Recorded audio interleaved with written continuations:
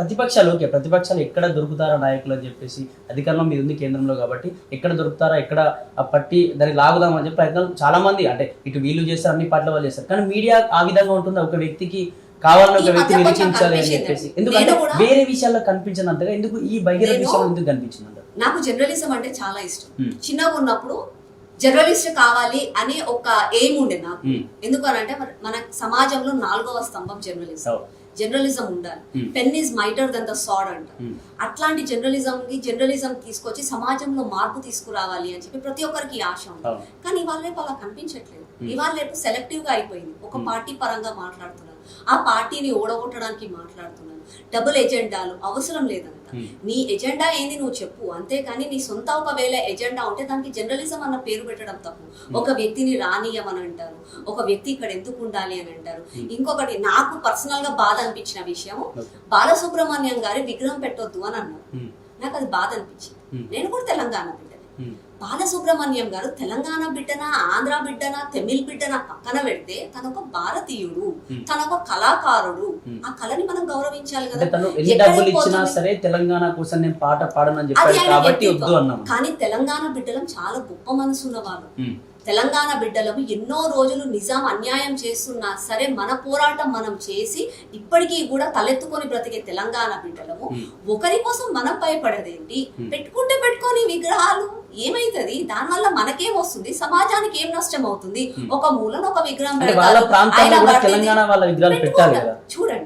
వాళ్ళ ప్రాంతాల్లో మన విగ్రహాలు పెడతారా లేదా అన్నది వాళ్ళ ఇష్టం, అది వాళ్ళ మనసు. మన మనసు పెద్దది. మనం అందరినీ స్వాగతిస్తాం. అతిథి దేవో భవ అని అంటాం. వచ్చిన వాళ్ళందరికీ కూడా మనం స్వాగతిస్తాం. ఆ రోజు కూడా ఎవరైనా వేరే రాష్ట్రాల నుంచి వచ్చి మన రాష్ట్రంలో ఉంటానంటే బ్రతకనిచ్చాం కదా. ఇప్పటికీ కూడా తెలంగాణ అంటే మినీ ఇండియా అని అంటారు. ప్రతి ఒక్క దేశంలో ఉన్న ప్రతి ఒక్క మూలల నుంచి ప్రతి ఒక్కరు వచ్చి ఇక్కడ జీవిస్తున్నారు. దానికి కారణం ఏంది? తెలంగాణ బిడ్డలు అంత గొప్ప మనసున్న వాళ్ళు. మన అంత గొప్ప మనసున్న తెలంగాణ బిడ్డలకి నేను రానియా, నేను ఇలా అది ఎక్కడ అయింది? తెలంగాణ బిడ్డలు ఎప్పుడు అలా లేరు కదా. తెలంగాణ బిడ్డలకు ప్రతి ఒక్కరు ప్రేమ. ఒకవేళ ఆంధ్ర మహిళ అంటే గౌరవించరా? తెలంగాణ అమ్మాయిలకే గౌరవిస్తారా? కాదు కదా. ఎందుకు ఆ స్ట్రాటజీ, ఎందుకు ఆ మార్పు? సరే, తెలంగాణ సెంటిమెంట్ కోసం, తెలంగాణ కోసం పోరాడిన వాళ్ళు చాలా మంది ఉన్నారు. ప్రతి ఒక్కరు జై తెలంగాణ అంటేనే తెలంగాణ వచ్చింది. సాధించుకున్నాం కదా తెలంగాణ. మన తెలంగాణ మనకు వచ్చేసింది కదా. వచ్చిన తెలంగాణ అస్తిత్వం కాపాడుకోవాలి కదా. ఇప్పుడు ఎందుకు ఇంకా ఇంత ఇన్సెక్యూరిటీ? నీ ఇంట్లో నువ్వు బ్రతుకుంటూ వేరే వాళ్ళు వస్తే ఒక గ్లాస్ నీళ్ళు ఇచ్చి పంపిస్తే అయిపోతుంది కదా. నేను రాని మానడం ఎందుకు అన్నది మేము మాట్లాడుతున్నాం, మేము ప్రశ్నిస్తున్నాం. ఎందుకంటే మా అందరికీ కూడా తెలంగాణ అంటే ఇష్టం. ఇవాళ ఏం మాట్లాడినా నువ్వు తెలంగాణ బిడ్డవి కాదు, నీకు అది లేదు, నీకు అస్తిత్వం లేదు అంటే తప్పదు.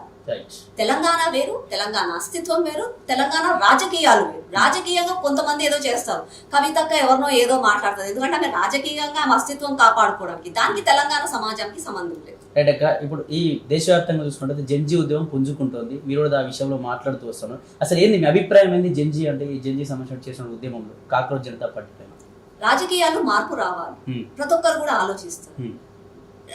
జనరేషన్ కి తగ్గట్టుగా ఇలాంటి మార్పులు వస్తే బాగుంటుంది. ఎన్ని రోజులు ఊకే స్కాములు చేస్తున్నారు, కరప్షన్లు చేస్తున్నారు, అన్ని కోట్లు సంపాదించారు, ఇన్ని ఎకరాలు వెనకలేసుకుంటున్నారు. ఎందుకు ఇవన్నీ అవుతున్నాయి? మార్పు రావాలి అని చెప్పి ప్రతి ఒక్కరు కోరుకుంటున్నారు. అందులో ముఖ్యంగా జెన్జీ మాకు ఇలాంటిది కావాలి అని చెప్పి వాళ్ళు కోరుకుంటున్నారంటే నేను దాన్ని స్వాగతిస్తాను. కానీ మీరు కోరుకునేది, మీరు ఎవరికైతే ఫాలో అవుతున్నారో వాళ్ళు నిజంగా దేశ ప్రయోజనాల కోసం చేస్తున్నారా, దేశాన్ని విచ్ఛిన్నం చేస్తున్నారా అన్నది కూడా ఆలోచించాలి. ఆ బాధ్యత కూడా జెన్జీలకే ఉంది. ఈ రోజు కాక్రోచ్ జనతా పార్టీ అని పెట్టారు. ఫాలోయింగ్ పెరిగింది, సరే ట్రెండ్ జరుగుతుంది కాబట్టి ట్రెండ్ ను ఫాలో అవ్వడం కామన్ కాబట్టి అందరు ఫాలో అయ్యారు, పక్కన పెట్టారు. కానీ అది స్థాపించింది ఎవరు? ఆ పేజ్ పెట్టింది ఎవరు? ఆమ్ ఆద్మీ పార్టీ అతను. మళ్ళీ అదే ఆమ్ ఆద్మీ పార్టీ అతను, అదే ఆమ్ ఆద్మీ పార్టీ ఇదే దేశంలో 10 సంవత్సరాలు అధికారంలో ఉండే, ఇప్పుడు పంజాబ్ లో అధికారంలో ఉంది. మళ్ళీ నువ్వు ఆ రోజు ఎందుకు ఆలోచించలేదు? ఆ రోజు ఎందుకు మార్పు తేవాలని ట్రై చేయలేదు?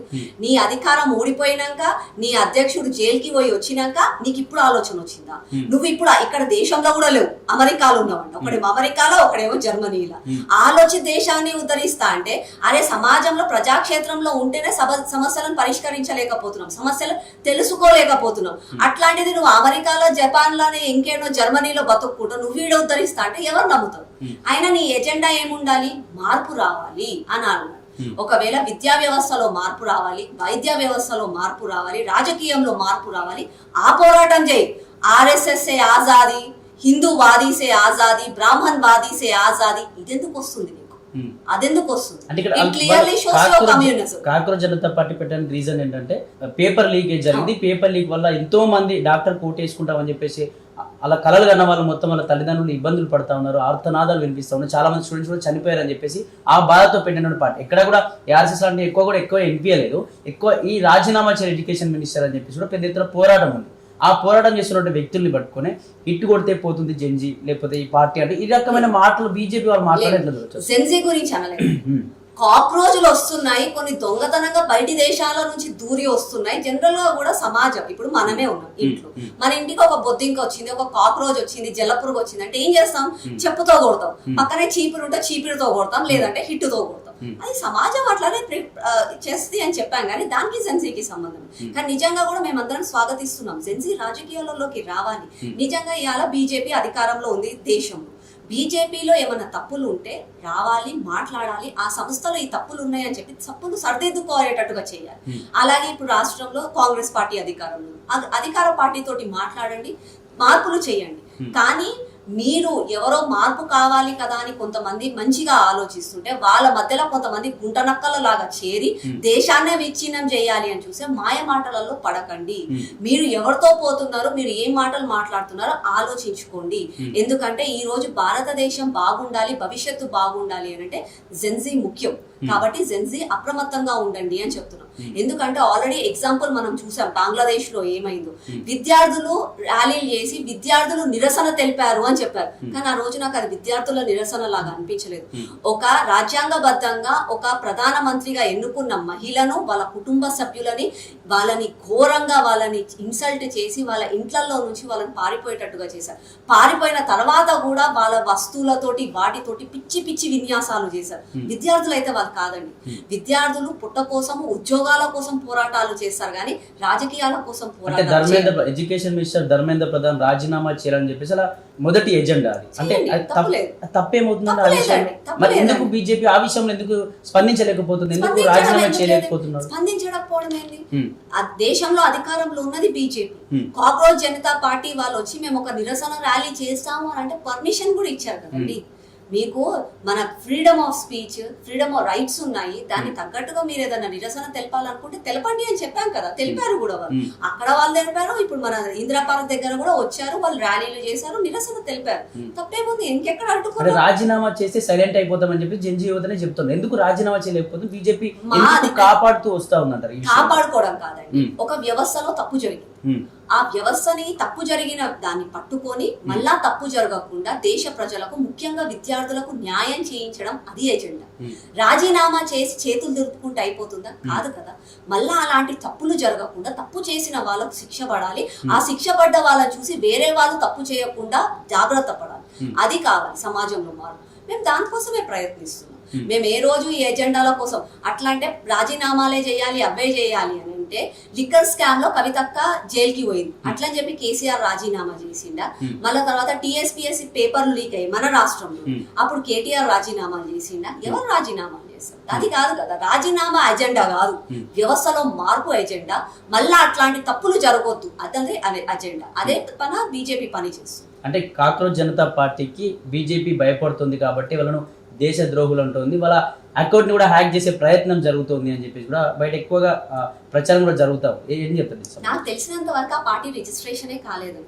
పార్టీ రిజిస్ట్రేషనే కానీ పార్టీ తోటి ఎందుకు భయపడుతుంది?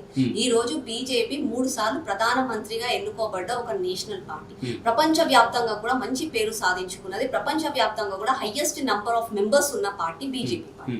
అట్లాంటి పార్టీ కాక్రోచ్ జనతా పార్టీ తోటి సంబంధం ఏముంది? మన దేశంలో మస్తు పార్టీలు ఉన్నాయి, నేషనలైజ్ పార్టీలు ఉన్నాయి, రీజనల్ పార్టీస్ ఉన్నాయి. ఇన్ని పార్టీలు ఉన్నాగా ఇది ఇంకొక పార్టీ, రేపు ఇంకొక పార్టీ వస్తుంది. కవితకు ఒక పార్టీ పెట్టింది, ఈ కాక్రోచ్ ఒక పార్టీ పెట్టింది, అలా మస్తు మంది మస్తు పార్టీలు పెడతారు. దాంట్లో భయపడాల్సిన అవసరం ఏమి? అంటే బీజేపీ భయపడింది ఎందుకు? 11 సార్లు ఇతని యొక్క అకౌంట్ ని హ్యాక్ చేసే ప్రయత్నం ఎందుకు చేసింది అంటారు? బీజేపీ ప్రయత్నం చేసింది అని వాళ్ళు అనుకుంటున్నారు, బీజేపీ చేసిందని వాళ్ళు చెప్తున్నారు. దానికి ప్రూఫ్స్ లేవు, ఏమి లేవు. వాళ్ళు అపోహ పడుతున్నారు. వాళ్ళంతా వాళ్ళు గొప్ప వాళ్ళు వచ్చి నా వెంబడబడ్డారంటే వీళ్ళు గొప్పగా అయిపోతారేమో అని చెప్పి అనుకుంటున్నారు కదా. అంత సీన్ అడగం లేదు. ఒకవేళ హ్యాక్ చేసేది ఉంటే, రానియకపోయేది ఉంటే దేశంలోకి ఎందుకు రానిస్తాము? సెక్యూరిటీ ఎందుకు పెడతారు? వాళ్ళకి ఎందుకు ధర్నా చేసుకోమని చెప్తారు? అది కాదు కదా. ఇక్కడ జెన్జీ యువతనే ఈ దేశానికి భవిష్యత్. అవును. అటువంటి జెన్జీ యువతనే ఎడ్యుకేషన్ మినిస్టర్ రాజీనామా చేయాలని చెప్పేసి పెద్ద ఎత్తున ప్రొటెస్ట్ చేస్తున్నారు. ఇప్పటికీ కూడా జంతర్ మంతర్లో నిరసన కార్యక్రమం ఇంకా కొనసాగుతూనే ఉంది.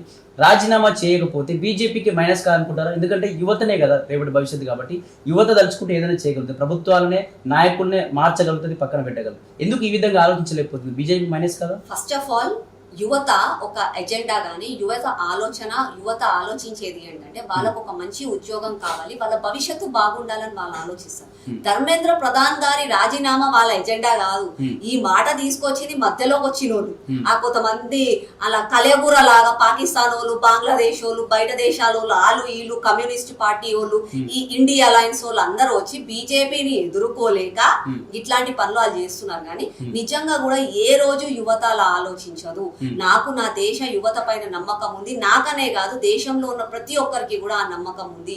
యువత ప్రతి ఒక్కరు కూడా వివేకులు, వాళ్ళందరికీ కావాల్సింది న్యాయం, చట్టం, మంచి ఉద్యోగం, మంచి భవిష్యత్తు, మంచి సమాజం. అదే కోసం వాళ్ళు పోరాటం చేస్తారు. ఇవన్నీ రాజకీయ నాయకులు కొంతమంది ఉండి వాళ్ళ ఎజెండాని పిల్లల పేర్లు పెట్టుకొని రాజకీయాలు చేస్తున్నారు. కానీ నిజంగా కూడా పిల్లలు అలా ఆలోచించారు. అంటే బీజేపీ భయపడలేదు, కాక్రోచ్ జనతా పార్టీ కావచ్చు. అసలు పార్టీ ఏడుందని మేము భయపడడానికి, పార్టీయే లేదు, పార్టీ ప్రజాక్షేత్రంలో లేదు, పార్టీ ఒక రిజిస్ట్రేషన్ కాలేదు, ఏమీ కాలేదు. ఆన్లైన్ లో ఉన్న పార్టీ, ఆన్లైన్ లో మస్తు గ్రూపులు ఉన్నాయి, అట్లున్న గ్రూపులకు ఎవరైనా భయపడతారా? మేము నేషనల్ పార్టీ. మేము రైట్. చివరిగా ఆకుల శ్రీవాణి గారి యొక్క టార్గెట్ ఏంటి అసలు? అంటే ఎమ్మెల్యే కావాలని టార్గెటా లేకపోతే ఎంపీ కావాలని టార్గెటా? అసలు ఆమె యొక్క లక్ష్యం ఏంటి? లక్ష్యం ఏమీ ఉండదండి. చూడు, కష్టే ఫలి, కష్టాన్ని నమ్ముకుంటాం. ఒకవేళ ఫలితం వస్తే దానికి తగ్గట్టుగా బాధ్యత నిర్వహిస్తాం.